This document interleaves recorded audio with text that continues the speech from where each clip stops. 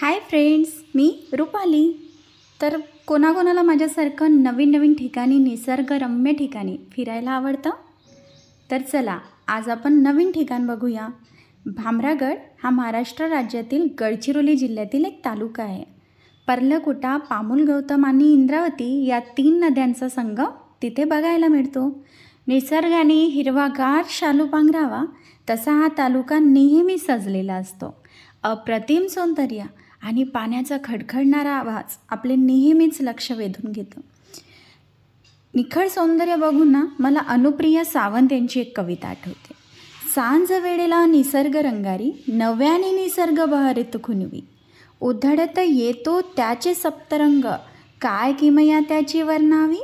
उधळतो चहूकडे सप्तरंग रंगारी, जणू निरोप देता सायंकाळी. केमयावर नित्य हाच कलाकार,